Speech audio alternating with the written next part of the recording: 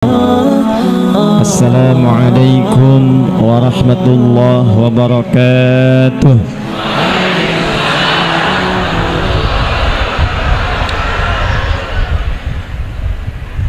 Alhamdulillahilladzi an'ama alaina kamalan ni'mati wal iman.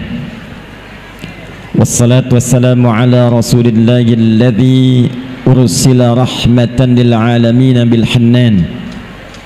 Fasalawatullahi alaihi wassalamuhu tam wa ala alihi wa sahbihi wa dhurriyyatihi wa ummatihi ila yaumil mi'ad min baini aidir rahman wa ba'd. Dan yang paling spesial, keluarga saya yang hadir saat ini, seluruh lapisan masyarakat, jamaah yang saya cintai, semoga kehadiran Bapak Ibu saat ini tanpa kecuali dimasukkan dalam golongan hadis Nabi Muhammad sallallahu alaihi wasallam. Belum selesai, jangan dulu amin. Hadisnya diriwayatkan oleh sahabat Abu Darda radhiyallahu taala anhu, dimasukkan oleh Imam besar Ibnu Majah dalam salah satu dalam kitab sunannya, dari Nabi sallallahu alaihi wasallam berbunyi, qala Rasulullah sallallahu alaihi wasallam, man salaka tariqan yaltamisu fihi ilma sahhalallahu lahu tariqan ilal jannah wa innal malaikata la tad'u ajnihataha ridan li talibil ilmi wa inna tullabal ilmi yastaghfiru lahu man fis samawati wa man fil ardi hatta al hittan allati fil bihar wa innal ulama'a warathatul anbiya wa innal anbiya'a lam yurithu dinaran wala dirhama fahadduhu bihadhin wafir. Paham? Tidak.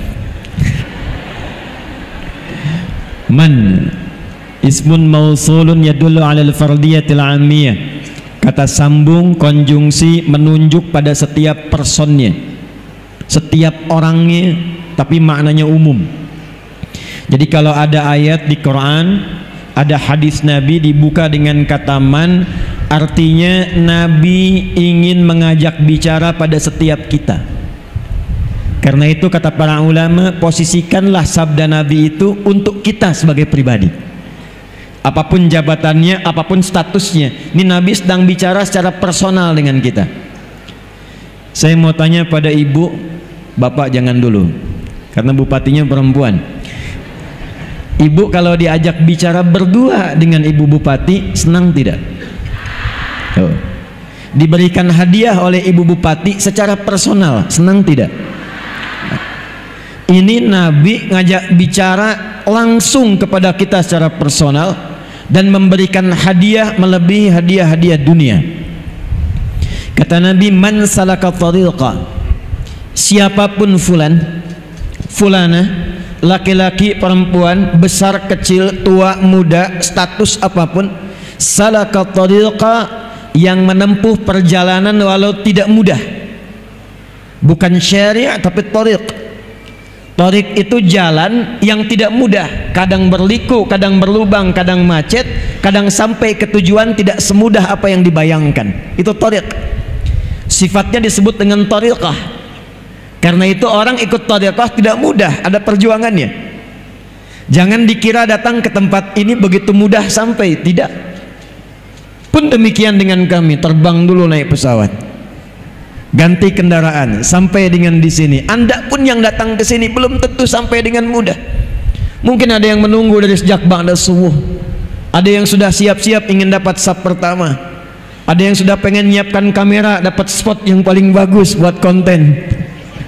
Banyak hal, tidak mudah.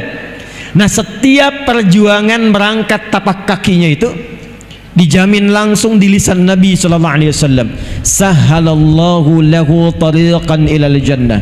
Kalau benar niatnya, kata Nabi, kalau benar tujuannya datang betul-betul untuk mendekat kepada Allah, menaati Rasulullah sallallahu alaihi wasallam, maka dijamin dengan syafaat Rasulullah saat di yaumil hisab, langkahnya akan diringankan langsung menuju surga Allah subhanahu wa ta'ala. Wa innal malaikata, dan sejak orang itu berangkat, kalau niatnya benar betul-betul untuk mendekati Allah, berhijrah mendekat pada Rasulullah, itu malaikat diperintahkan oleh Allah langsung, bentangkan sayapmu, berikan ridha kepada para penuntut ilmu itu. Bentangan sayap malaikat inilah yang menghasilkan 3 hal. 1, diperintahkan mengaminkan doa-doa yang dimohonkan oleh para penuntut ilmu. Karena itu jangan sepi dari doa. Sejak berangkat berdoa, di jalan berzikir, datang menunggu momennya berdoa. Itulah sebabnya di akhir ta'lim pun, akhir pengajian pun kita membiasakan berdoa, karena hadisnya sahih. Kapan lagi doa dinaungi malaikat? Kapan lagi doa langsung diaminkan malaikat? Majlis ilmu itu peluangnya tinggi. Yang kedua, la tadau ajnihatah ridwan li talibil ilmi, makna kedua memohonkan ampunan kepada Allah. Ini yang menyebabkan satu ayat itu viral turun. Seorang pembunuh sudah membunuh puluhan orang, tiba kemudian ada sentuhan hidayah Allah dalam kalbunya. Allah itu begitu rahman dan lembut kepada hambanya, walaupun dosa itu bergumul, tapi nyawa belum sampai ke kerongkongan, masih diberikan haknya untuk mendapatkan hidayah. Kenal Firaun? Kenal di mana? Kecil-kecil udah kenal Firaun. Cuma di Bengkalis ada anak kecil kenal Firaun. Alhamdulillah. Artinya ngaji ini, ngaji. Firaun tuh jahatnya luar biasa. Hobinya bunuh orang. Quran surah kedua ayat ke-49. Ngaku Tuhan, ana rabbukumul a'la. Orang sekarang paling keren ngaku nabi. Mudah-mudahan di Bengkalis tidak ada ya Bu ya. Jawa Barat itu ada satu kabupaten, AM dulu pemain bulu tangkis, ngaku nabi. Dibawa sama polisi kita tuh, ditanya bagaimana bisa jadi nabi. Dia bilang saya ke Bogor Pak, dapat wahyu. Orang ke Bogor dapat talas, dia dapat wahyu. Rekor paling tinggi di Jakarta pernah, ya, ada LE ngaku malaikat dan minta izin kepada gubernur pada masa itu untuk mendaratkan malaikat Jibril di Monas tuh. Pernah kejadian, ya, tangkap sama polisi kita tuh. Polisi kita luar biasa, jangankan teroris, malaikat tangkap tuh. Alhamdulillah, kita dukung yang demikian. Tapi Firaun ngaku Tuhan, hobi bunuh orang, ngaku Tuhan, kata-kata kasar. Itu yang menyebabkan Nabi Musa alaihi salam sebelum berangkat mohon kepada Allah supaya dilembutkan hatinya agar tidak tersinggung dengan kata-kata Firaun. Firaun itu kalau sudah berkata, dia jengkel, itu taruhannya nyawa.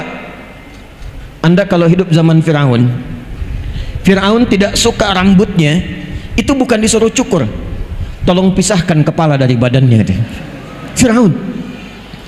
Karena itu Nabi Musa berdoa sebelum berangkat, Rabbi syrahli wa yassirli wahlul 'uqdatam min lisani yafqahu qawli.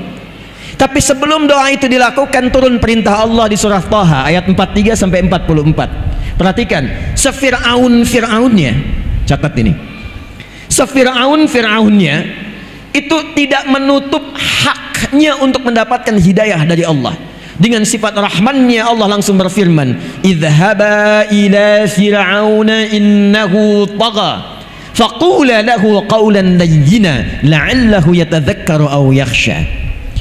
Musa dan Harun nggak tanggung, dua nabi ditugaskan hanya untuk memberikan hak hidayah pada orang yang telah menyimpang. Pergilah kepada Fir'aun, dia sudah keluar dari kewenangan jabatannya.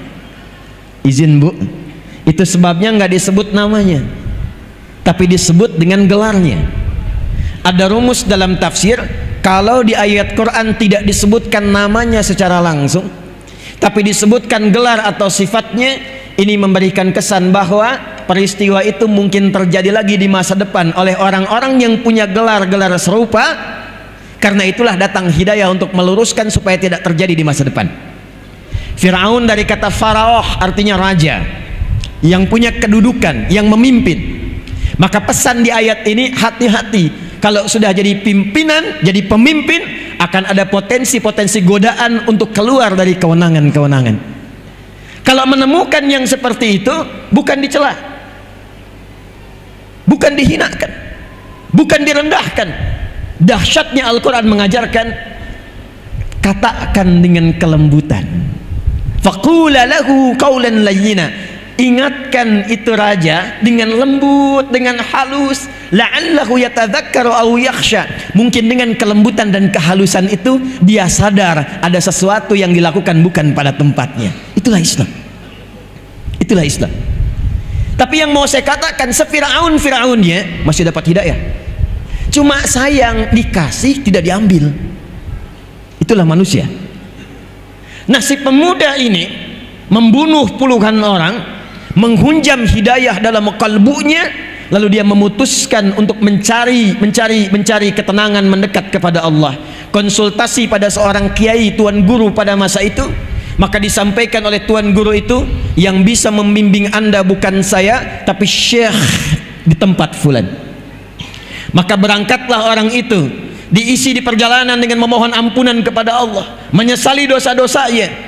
Baru di pertengahan dari jaraknya lebih sejengkal, belum sampai ke tujuan, tiba-tiba malaikat maut datang lebih cepat dari apa yang dia bayangkan. Maka wafatlah di perjalanan itu, hanya modal istighfar untuk menuntut ilmu, istighfar untuk taubat, berada di pertengahan jarak lebih sejengkal. Maka apa yang kemudian disampaikan oleh Allah, diperintahkan pada malaikat, taubatnya saya terima, amalan sejengkal itulah amalan pertama yang dia lakukan setelah taubat, yang mengantarkan dia pada ridha dan jannahnya Allah subhanahu wa ta'ala. Turunlah Quran surah keempat An-Nisa ayat 100 untuk memberikan motivasi, termasuk penjabaran dari kisah ini.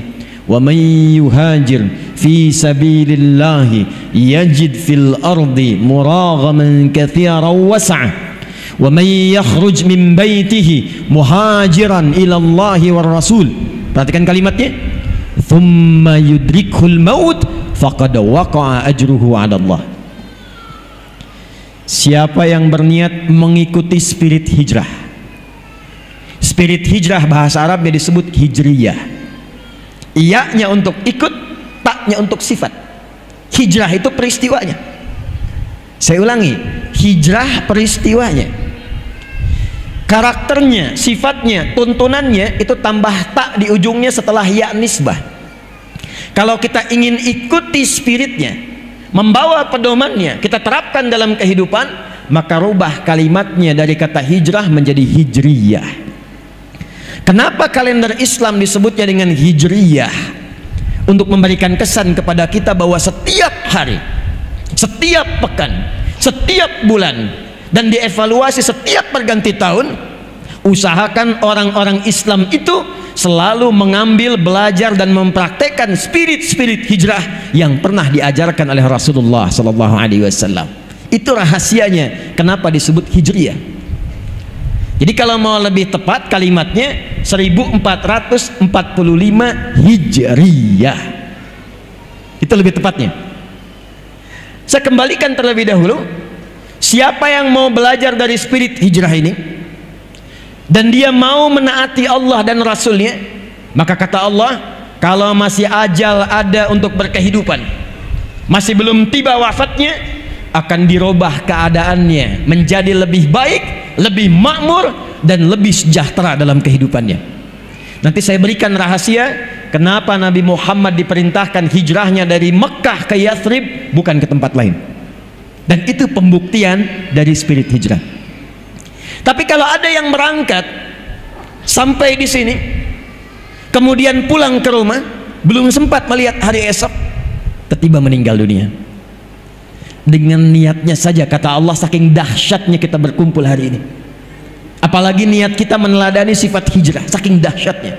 Kalau benar niatnya, betul tujuannya, dia wafat, diterima oleh Allah taubatnya, digugurkan dosanya, dan berpotensi dicatatkan amalannya untuk mengantarkan pada surganya Allah subhanahu wa ta'ala. Itu ayat Qurannya. Nah, sekarang kita masuk pada inti bahasannya. Apa sajakah spirit-spirit hijrah itu? Bagaimana bisa kita terapkan minimal di wilayah Kabupaten Bengkalis ini dengan 11 kecamatan, 200.000 jiwa kurang lebih, potensi zakat malnya bisa 700 sampai 800 juta per bulan nih. Seperti apa kita kemas itu melalui spirit hijrah? Ini yang akan kita mulai pembahasannya di di pagi hari ini insyaallah. Jadi yang tadi mukaddimah itu. Baik, saya mau tanya sebentar, Bu. Nabi hijrah dari Mekah kemana? Ya, salah. Kompak jawabannya tapi salah. Pak, Nabi hijrah dari Mekah kemana? Yathrib. Ini yang benar. Jadi selama ini kita mendengarnya Nabi itu hijrah dari Mekah ke Madinah itu jadi setelah Nabi ada di sana. Sebelumnya bukan Madinah. Sebelumnya Yathrib. Anak keturunan dari Nabi Nuh alaihissalam yang mengembara sampai di wilayah itu masih kosong, maka pada masa itu orang pertama yang menemukan tempat dinamai dengan nama orangnya. Sebabnya kita menemukan di Palestina ada wilayah Kanaan, ya. Kemudian di wilayah yang tadi disebutkan 400 km dari Mekah kita temukan nama Yathrib, termasuk keturunan Nabi Nuh alaihissalam. Nanti nasabnya sejajar dengan Nabi Muhammad yang juga keturunan Nabi Nuh alaihissalam. Dari jalurnya Nabi Ismail ke Nabi Ibrahim alaihissalam. Muhammad sallallahu alaihi wasallam bin Abdullah bin Abdul Muttalib bin Hashim bin Abdul Manaf bin Qusay bin Murrah bin Kilab bin Ka'ab bin Ghalib bin Fihr bin Lu'ay bin Malik bin Nadar bin Kinana bin Khuzaimah bin Mudrikah bin Ilyas bin Nizar bin Mudar bin Ma'ad bin Adnan bin Addi bin Adri bin Muqawwam bin Nagur bin Tarikh bin Ya'rub bin Yasjub bin Nabit bin Ismail alaihi salam bin Ibrahim bin Azar atau bin Naghur bin Abir bin Kinan bin Arfakhshad bin Sam bin Nuh alaihissalam. Ketemu di situ. Bin Mihlail bin Matusyala bin Kinan bin Anwas bin Thith bin Adam alaihissalam. Ayo coba ulangi. Ayo. Nah, Yathrib ini kemudian menemukan tempat itu, lalu berkumpullah orang-orang. Yang datang duluan itu banyak yang datang dari Yaman awal-awal ke situ. Makanya Yaman kata Nabi itu punya karakteristik pada umumnya lembut karena daerah pegunungan dan banyak pertanian. Memberikan pengaruh secara psikologi, orangnya lembut, ramah. Terbawalah ke daerah Yathrib, ramah. Ada viral-viral di era setelah Nabi Musa alaihissalam akan ada nabi terakhir orang hebat, orang ramah, orang lembut, orang toleran yang kelak akan mulai berdagang, datang pertamanya ke wilayah Yathrib juga dan kelak hijrah ke sana. Maka berbondong-bondonglah orang Yahudi pun datang ke wilayah itu. Salinglah kemudian berkumpul dan muncul sifat keyahudiannya. Dimonopoli ekonominya, pasar dikuasai, riba muncul, ketimpangan muncul. Maka yang terjadi apa? Maaf, tidak stabil ekonominya. Dua, konflik muncul, fitnah muncul, pertikaian muncul. Suku besar Aus dan Khazraj diadu domba, 600 tahun tidak selesai konfliknya. Jadi kalau di Aus, kecamatan Aus ini ada yang meninggal, di Khazraj pun harus ada yang wafat. Ekonomi tidak stabil, konflik sosial tinggi, kriminal banyak, sampai orang Arab menyimpulkan kalau Anda ingin lihat sejelek-jeleknya pasar setelah pasar yang di Irak itu, maka pasar yang paling jelek di wilayah Arab wilayahnya Yathrib. Nggak ideal. Tapi yang paling menarik, kenapa Nabi Muhammad SAW diperintahkan oleh Allah hijrahnya ke Yathrib? Padahal Taif sudah maju. Taif itu maju, buah-buahannya banyak, kotanya bagus. Tapi qadarullah begitu masuk Taif kok dilempari, jangan masuk sini. Itu ada hikmahnya. Itulah sebabnya ketika malaikat penjaga dua gunung turun mengatakan, ya Rasulullah, ya Muhammad sallallahu alaihi wasallam, mud yadaika ila as-sama' atau kama qala, angkat tanganmu ke langit, mohonkan pada Allah supaya aku mengangkat dua bukit ini untuk menghimpit semua orang Taif itu yang telah melemparimu. Kata Nabi, lah, jangan lakukan. Fa innahum qaumun la ya'lamun. Karena mereka cuma kaum masyarakat yang belum paham saja, belum tahu. Ini manhaj dari Nabi, kalau ada orang belum tahu jangan dicela, tapi minimal didoakan lantas diberitahu. Mungkin dengan doa itu dia menjadi tahu, dan menjadi baik di kemudian hari. Maka kata Nabi, kelak insya Allah aku bermohon pada Allah, akan muncul di bumi Taif laki-lakinya, perempuannya, remajanya, anak kecilnya, yang mereka mengatakan asyhadu an la ilaha illallah wa asyhadu anna muhammadar rasulullah. Singkatnya, terjadi peristiwa Isra Mi'raj. Setahun setelah itu langsung berangkat ke Yathrib. Ini yang akan kita terangkan, ini yang akan kita bahas.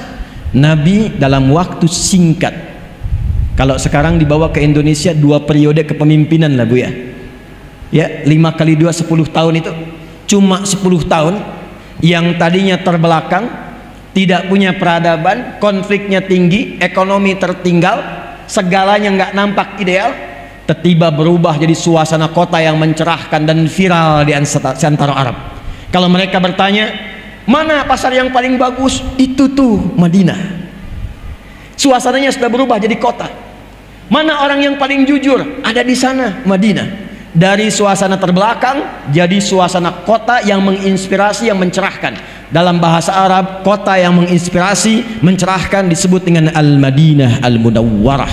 Itulah sebabnya diabadikan nama ini sampai dengan saat ini untuk memberikan pesan. Siapa yang ingin belajar menata kota yang tadinya terbelakang, mungkin tidak dikenal, mungkin belum ada pengetahuan yang hebat, mungkin belum stabil ekonominya, maka belajar dari spirit hijrah. Kalau benar dipraktekkan, maka dia bisa menjadi seperti kota-kota yang pernah dijelajahi oleh sahabat. Tidak ada satupun sahabat yang belajar dari kurikulum ini menginjakkan tapak kakinya di setiap tempat kecuali tempat itu maju. Lihat Andalus, Iberia, Spanyol, Portugal. Itu sebelum Ronaldo lahir.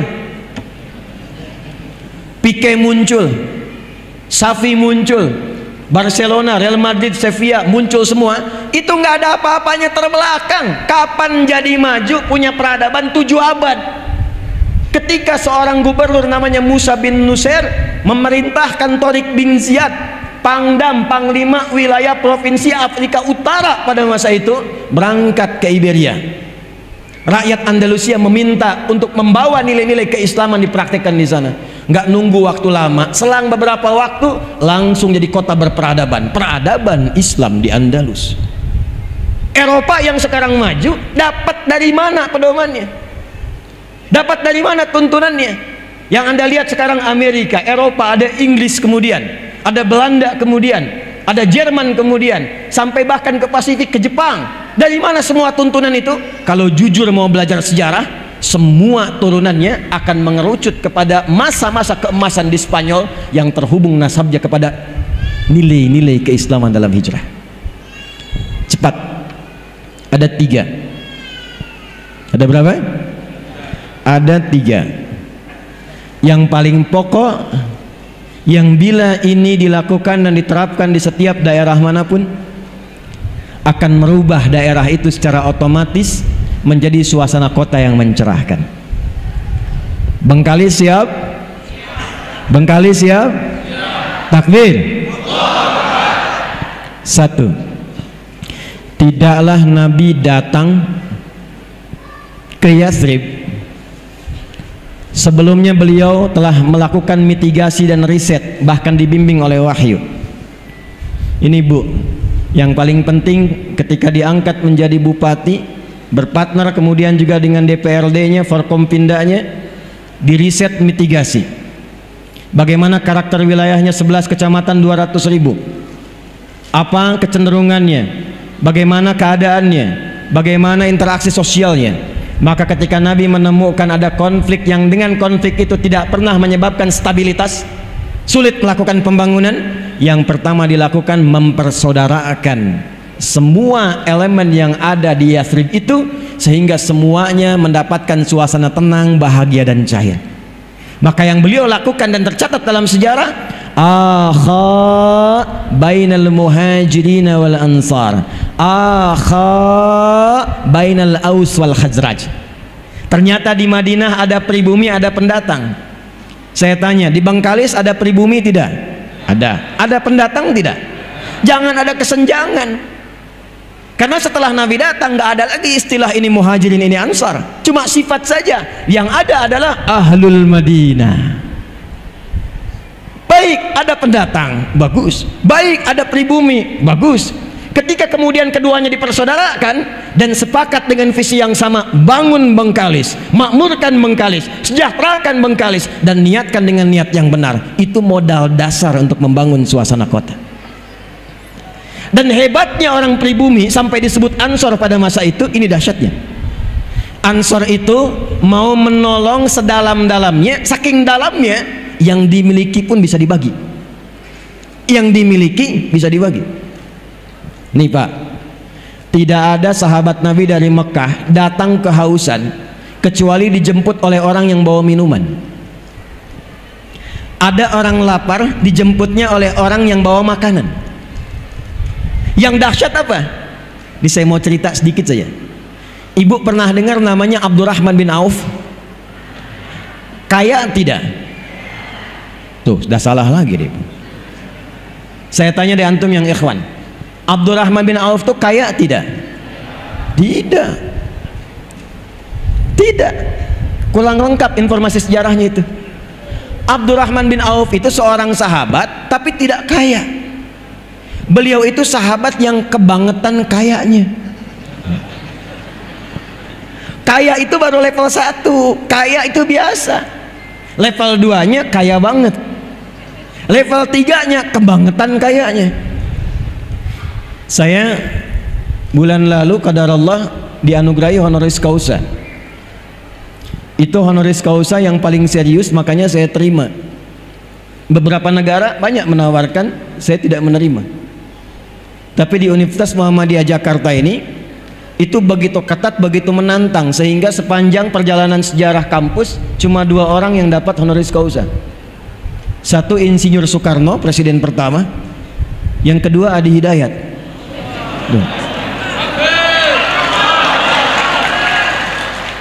Dan itu 2 tahun. 2 tahun. Mesti dilihat kualifikasinya, mesti bikin karya ilmiah. Karya ilmiahnya diuji oleh semua profesor yang ada di situ. Di antara riset yang saya lakukan adalah bagaimana mentransformasikan pendidikan, menjadikan pendidikan itu bisa membangun peradaban dan kemanusiaan.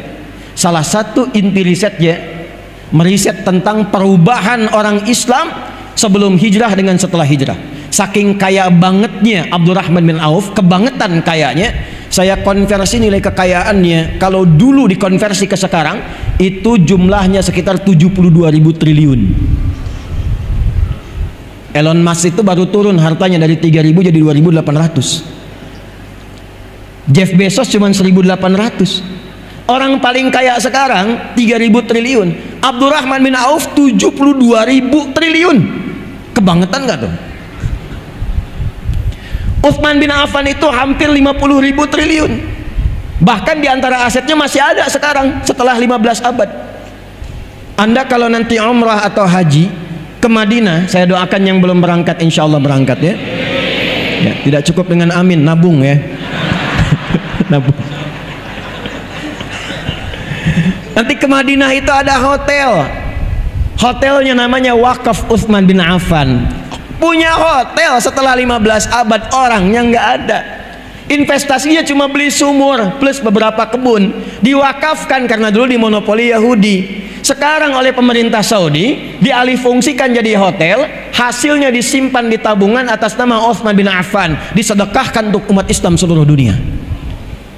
Orangnya nggak ada, punya tabungan di bank Saudi.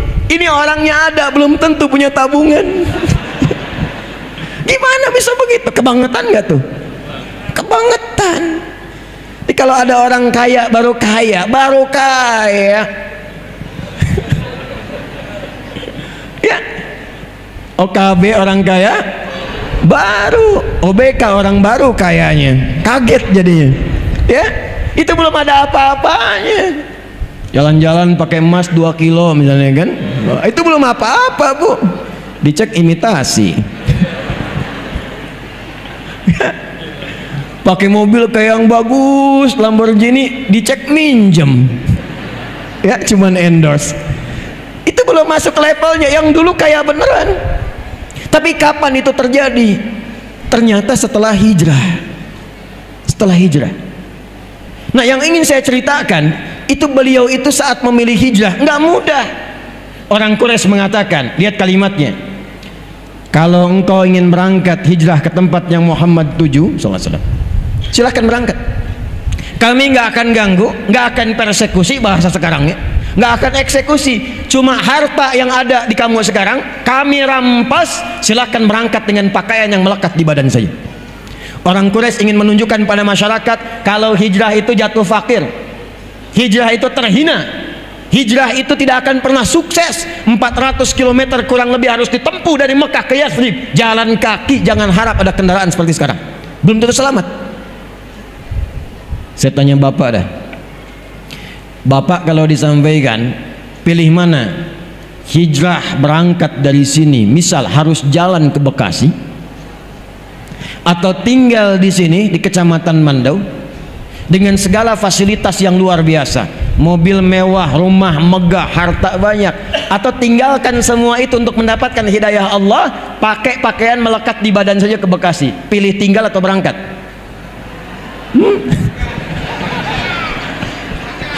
Jawabnya pelan banget, tinggal. Emang nggak mudah. Nanti kita lihat kuncinya apa. Ternyata Abdurrahman bin Auf memutuskan, saya berangkat.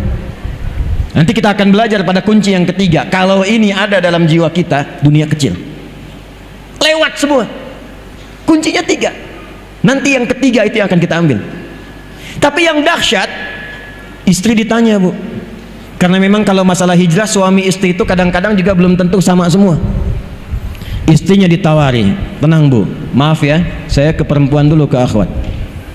Kata orang Quraisy, kalau kamu ikut suami, pakai pakaian yang melekat di badan saja, silahkan berangkat, belum tentu selamat. Tapi kalau kamu memilih tinggal di Mekah, kami berikan semua harta suamimu, kami jamin keamananmu, dan kami berikan kesempatan pilih laki-laki manapun terbaik di Mekah ini untuk dinikahi, kami fasilitasi pernikahannya. Tenang ya Pak, tenang. Bu, anggap suami bapak nggak ikut saat ini. Kalau ibu ditawari seperti itu, silahkan berangkat dengan pakaian yang melekat ikut suami, atau tinggal di Bangkalis ini, semua harta suami diberikan, difasilitasi, boleh nikah manapun pria yang diinginkan, difasilitasi oleh pemerintahan setempat. Ibu kalau ditanya demikian, saya tanya, ikut suami atau tinggal? Jujur. Masa? Aduh, kemarin uang bulanan telat aja langsung bikin status. Engkau tidak seperti yang aku kira, nggak nyangka ya, padahal nyangka tuh. Ternyata istrinya memilih untuk tinggal. Ya ini belum selesai kisahnya. Nih Ansor Bu, Pak Ansor, nanti saya turunkan ke program ini maksudnya. Begitu berangkat, sampailah kisah ini viral sampai ke Yathrib. Dijemputnya oleh orang paling kaya yang ada di Yathrib, yang kebun kurmanya paling banyak, asetnya paling banyak.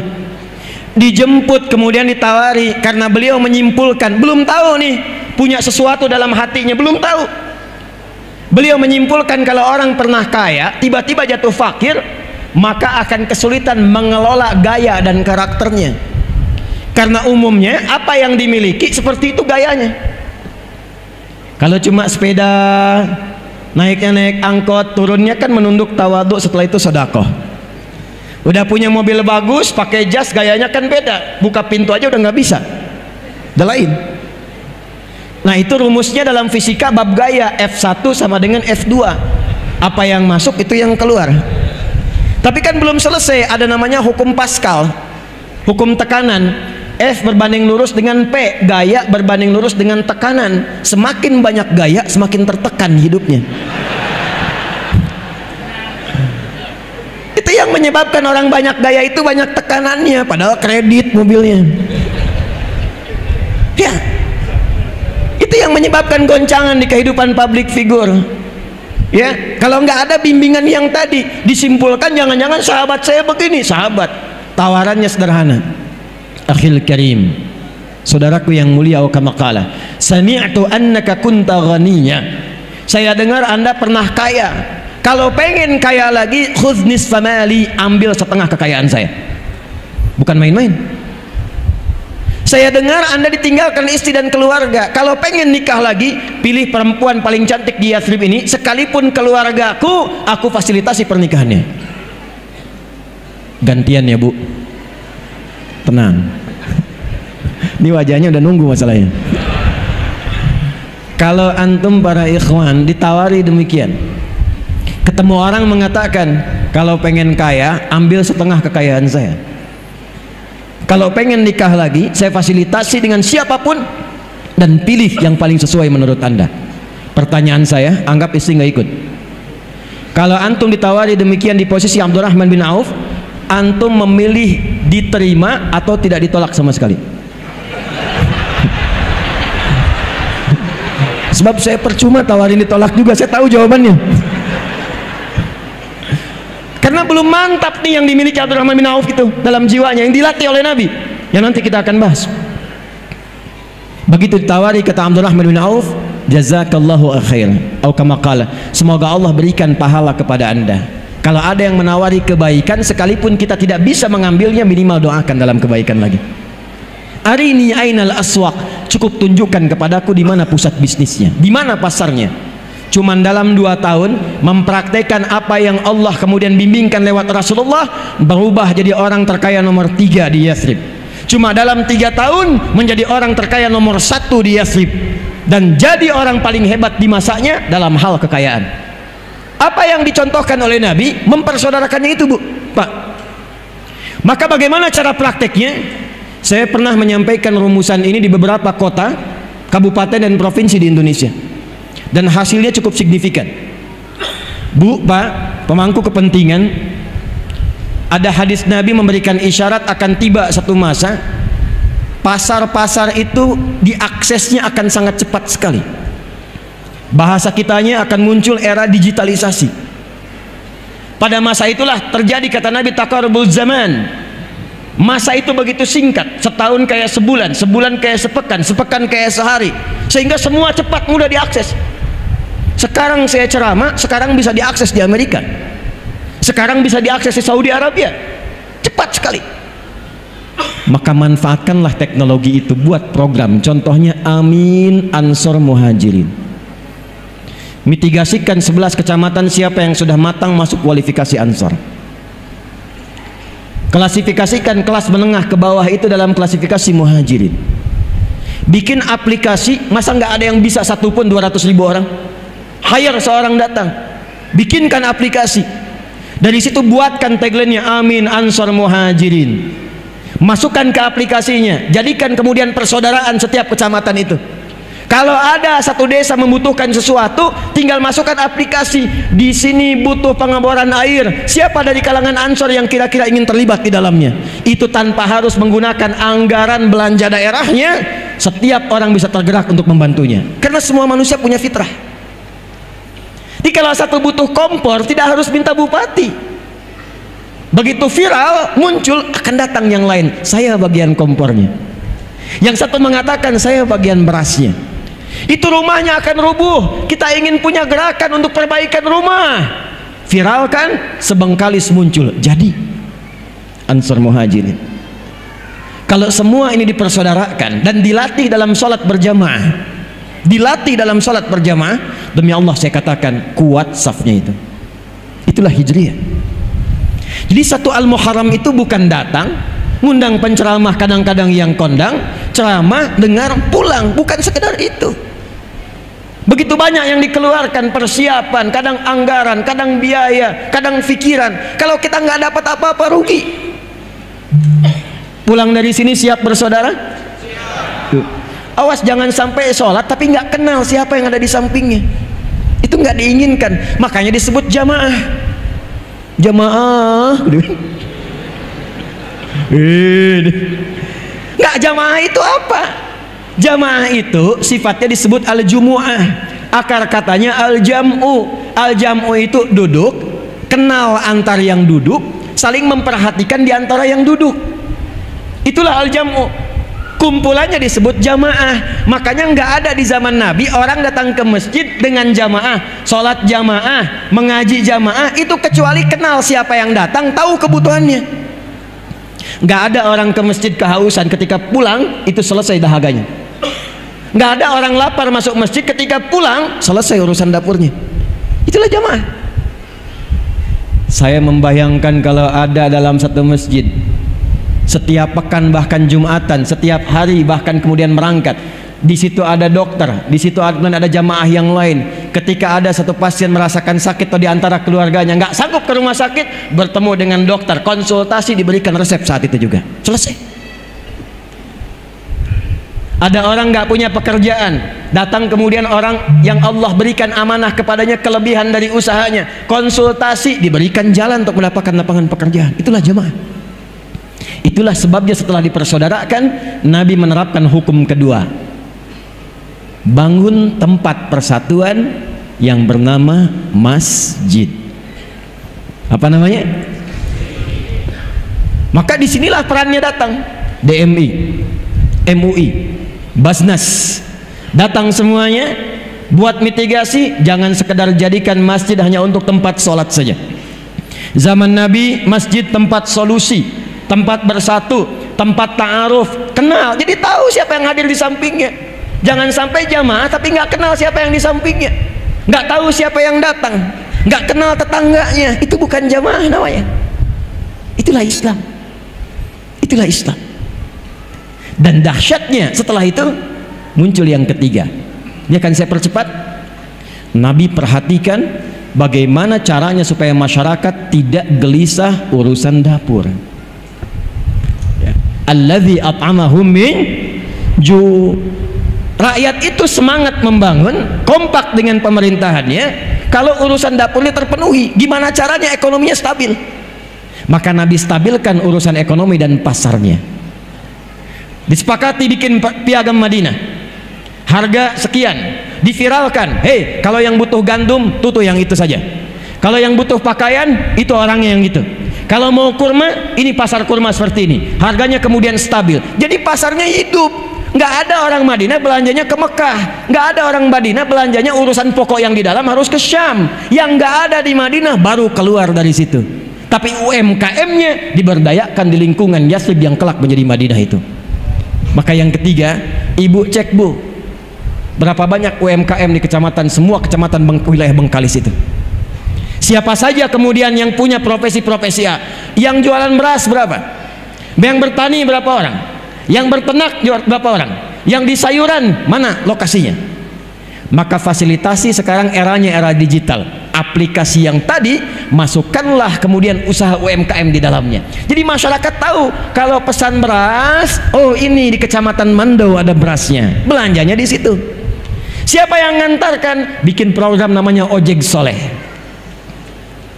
Yang pakai Gojek berikan aplikasi lokal, itu yang ngantarkan. Biaya dari mana? ASN tiap bulan belanjanya lewat situ.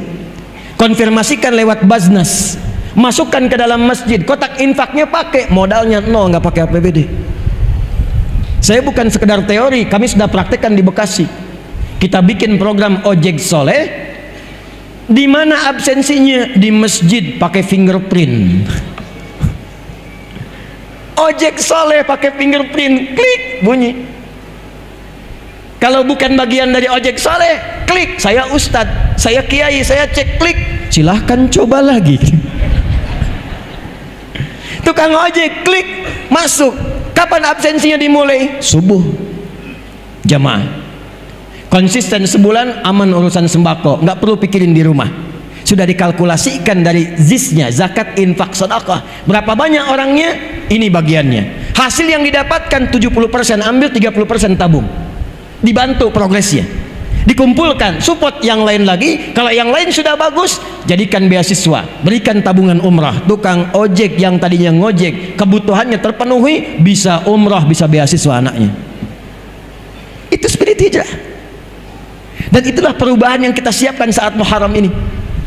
Kalau bisa kita siapkan demikian, akur tempatnya, demi Allah saya katakan, apa yang terjadi di tempat lain, kegelisahan-kegelisahan, maaf, coba cek berita tiap hari sekarang. Tiap hari. Kumpulkan, bandingkan setiap portal berita. Demi Allah saya yakin 85% isinya kriminal semua. Tanya sama teman-teman polisi kita tuh, tentara kita. Saya kalau buka berita, yang terlihat pertama kali korupsi, pencurian, penjamretan, pembegalan, zina, perkosaan, puncaknya pembunuhan. Ini nggak pernah terjadi. Yang dahsyat itu, yang tadinya jahiliyah, semua khatam perbuatan tadi, khatam. Zina semua jenisnya khatam.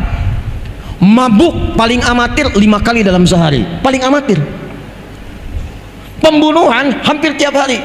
Tapi setelah peristiwa hijrah, semua aman, damai, tentram. Tingkat kriminalitas nyaris 0, sekian persen saja. Selesai. Maka berubahlah kemudian kota Bengkalis ini menjadi Al-Madinah Al-Munawwarah. Paham? Baik. Bagian penutup di prakteknya. Saya mau tanya, apakah semua yang di Bengkalis ini muslim saja? Tidak. Ada non muslimnya? Apa semua yang tinggal di Madinah itu hanya semuanya muslim? Tidak. Ada Yahudinya? Ada. Ada non muslimnya? Kok bisa kompak? Kok bisa rukun? Kok bisa maju? Di antara faktornya, Nabi menanamkan nilai-nilai toleransi yang luar biasa yang langsung dicontohkan oleh umat Islamnya. Apa di antara prakteknya? Yuk kita lihat contohnya. Saya berikan 2 saja. Ibu ada yang suka masak, Bu? Ada yang suka masak? Alhamdulillah. Lihat, masih ingat hadis Nabi ini? Jika Anda masak makanan, baunya sampai ke tetangga, maka bagilah makanan itu walaupun ibu hafal hanya kuahnya. Jadi ibulah yang masak opor, ibu makan ayamnya, ibu bagi kuahnya ke tetangga, gitu kan? Saat ibu bagi, tetangga, kenapa cuma kuahnya, Bu? Hadis Nabi. Gitu ya. Itu maksudnya, kalaupun ada bumbu-bumbu yang kadang orang salah paham karena mencium bau tak sesuai masakannya. Sekarang ada bumbu rendang yang dimasak tempe, bumbu opor yang dimasak singkong. Supaya tak salah paham, kirimkan keadaannya supaya dia mengerti apa yang dimasak itu. Tapi saat dikirimkan itu, apakah Nabi mengatakan kalau tetangga Anda orang Islam saja? Tidak. Betapa banyak non muslim dikirimkan. Allahu Akbar. Dan yang paling indah itu ketika diberikan, bertanya, Anda baik sekali. Perhatikan jawabannya. Bukan, Allah yang memerintahkan saya untuk berbagi. Kenal Allah. Anda masak, tetangganya mungkin bukan yang muslim saja, ada yang Kristen, mungkin Hindu, mungkin Buddha. Masak, datangi. Anda sampaikan begitu keluar, pagi Bu, ini kebetulan saya masak rendang 1 panci. Ibu baik sekali. Bukan, Allah yang memerintahkan saya berbagi. Maka selama hidup dia kenal kalimat Allah dari lisan ibu. Besoknya dia kembalikan panci, Bu, yakin saya dia sudah bisa mengucapkan Assalamualaikum. Tuh. Ibu keluar, Waalaikumsalam. Ibu mau mengembalikan panci? Iya. Sekaligus nanya, kira-kira hari ini Allah perintahkan berbagi lagi enggak?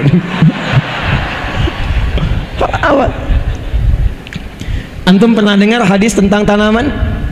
Kalau Anda punya tanaman, buahnya kemudian merayap ke wilayah tetangga, maka hakun mustarak, buahnya milik bersama.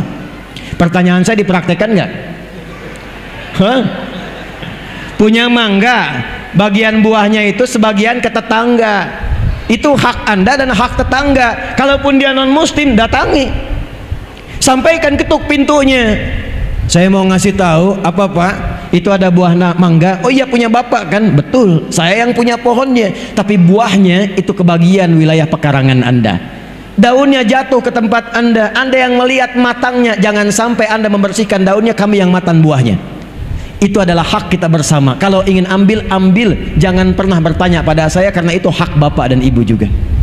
Dia tanya, dari mana ketentuan itu? Allah yang memerintahkan kami berbagi. Kenal Allah. Nikmat. Tapi kadang dia nggak tahu kalau tumbuhan beda dengan hewan. Besoknya ayam Bapak main ke pekarangan dia.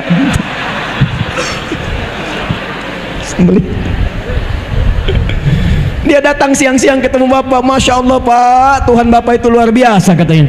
Kemarin kami dikirim mangga, sekarang dikirim ayam. Itulah keindahan.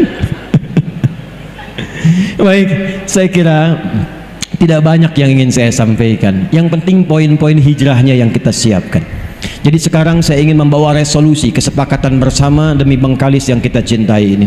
1. Siap bersaudara? Saya tidak ingin mendengar lagi ada orang bertikai di Bengkalis ini. Ada orang yang mengambil hak orang lain. Ada pembegalan di Bengkalis ini. Kalau kita sudah kompak menyiapkan persaudaraan, tunjukkan, berikan inspirasi lewat kegiatan di pagi hari ini ke seluruh wilayah Indonesia bahwa Bengkalis akan memancarkan cahaya-cahaya kemuliaan sehingga menjadi suasana kota yang menginspirasi dan mendapatkan satu predikat baldatun thayyibatun wa rabbun ghafur. 2. Pemerintah dan masyarakat kompak. Hadis Muslim nomor hadis 1855. Perawinya namanya Auf bin Malik al-Ashja'i. Diriwayatkan oleh Imam Muslim, dicantumkan dalam salah satu kitab sahihnya. Kalau ingin kompak, maka kata Nabi rumusnya sederhana, hadisnya sahih. Khiyaru a'immatikum man tuhibbunahum wa yuhibbunakum wa tusalluna alaihim wa yusalluna alaikum. Kalau Anda ingin menemukan pemimpin-pemimpin yang baik, bupatinya baik, wakilnya baik, DPRD-nya baik, ya, kemudian apalagi Kapolresnya kemudian baik, polseknya baik, kemudian di TNI-nya, Kodimnya, kemudian dan ramilnya baik sampai ke bawahnya, kuncinya satu. Kata Nabi, berusahalah untuk saling mendoakan sehingga tertanam rasa cinta di dalamnya. Doakan beliau-beliau ini, karena hisabnya tidak mudah, tidak ringan, Bu. Ada orang kepleset di salah satu kecamatan yang dihisab Pak Camat, laporannya Bu Bupati. Tidak mudah, didoakan. Dan ketika doa disampaikan oleh jamaah, sampaikan jamaah, hidayah Allah diturunkan. Datang ulama-ulama yang baik dari MUI-nya, DMI-nya, Basnasnya, duduk sama-sama bagaimana caranya memberikan kemaslahatan pada masyarakat. Ibu pun mendoakan, bapak mendoakan.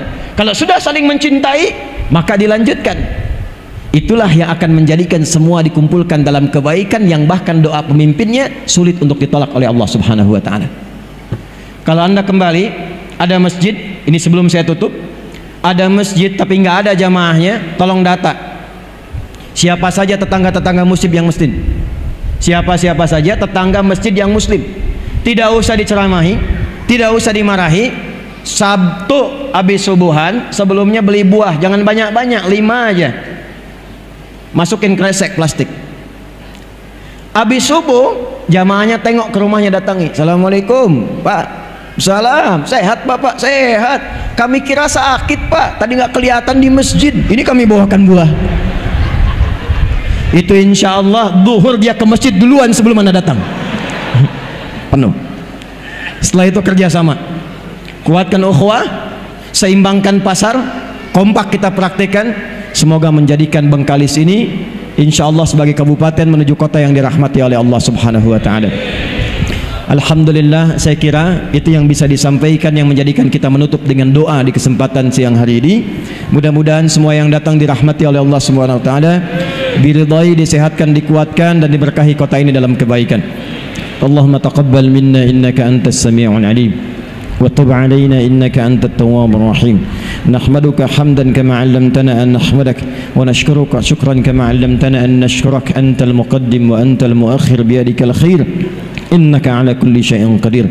Rabbana nusalli wa nusallimu ala habibikal karim rasulikal mustafa al-amin sayyidina Muhammadin wa ala alihi wa sahbihi ajma'in. Rabbana la tada' lana fi maqamina hadha dhanban illa ghafartah. Ya Allah, kalau ada pendosa hadir di sekitaran masjid ini, di dalam majlis ini, jangan biarkan ia pulang sebelum Kau ampuni seluruh dosa-dosanya. Wala hamman illa farajtah. Jika ada di antara kami yang tengah hadir dengan kegelisahan, jangan biarkan ia pulang kecuali Engkau telah tenangkan keadaan hatinya. Allahumma wala asiran illa yasartah. Ya Allah, Engkau maha mengetahui, boleh jadi ada satu di antara kami yang datang membawa kesulitan di pekerjaannya, di rumah tangganya. Mohon jangan biarkan ia pulang kecuali Engkau telah angkat dan hilangkan seluruh kesulitannya. Wala maridan illa syafaitah. Jika ada di antara kami yang Engkau uji dengan penyakit seberat apapun, maka mohon angkat dan sembuhkan penyakitnya. Allahumma barik ya Allah hadhil muhafadhah baldatan tayyibatan wa tardaha, hadhil baladiyah ya arhamar rahimin kama tuhibbuha wa tardah. Ya Allah, mohon berkahi kota Bengkalis ini, kabupaten ini ya Allah, dengan seluruh penduduknya, para pemimpinnya. Berikan keberkahan yang sempurna yang mendekatkan masyarakat ini kepadamu dengan kedekatan terbaik ya arhamar rahimin. Allahumma ya rabbal alamin ati anfusana taqwaha wa zakkiha anta khairu man zakkaha anta waliyuha wa maulaha alif baina qulubina wa jannibna minat tafruqah. Ya Allah, lembutkan hati kami untuk bersatu dalam kebaikan, jauhkan kami dari perpecahan. Mohon jaga negara kami Indonesia ya Allah dalam keadaan bersatu, baik, tercerahkan, makmur seperti yang Kau ridai. Jauhkan kami dari perpecahan ya Allah yang menuju pada keterpurukan. Ihfadz ya Allah ulama'ana waj'alhum mukhlishina lakad-din. Ya Allah, mohon jaga dan berikan hidayah pada para ulama kami. Tuan guru kami adalah ikhlas dalam berdakwah, mencerahkan, menyatukan umat, mengajarkan kebaikan-kebaikan yang mendekatkan kepadamu dan Rasulmu sallallahu alaihi wasallam. Rabbana atina fid dunya hasanah wa fil akhirati hasanah wa qina adzabannar. Wa sallallahu ala sayyidina Muhammad wa ala alihi wa sahbihi ajma'in. Wa akhiru da'wana subhanakallahumma wa bihamdika asyhadu an la ilaha illa anta nastaghfiruka wa natubu ilaik. Walhamdulillahi rabbil alamin. Karena ibu tadi menutup dengan pantun, maka saya harus jawab pantunnya. Bilang cakep ya. Alhamdulillah. Aura kasih jalan-jalan beli kue lapis. Terima kasih sudah diberi kesempatan hadir di Bangkalis. Assalamualaikum warahmatullahi wabarakatuh.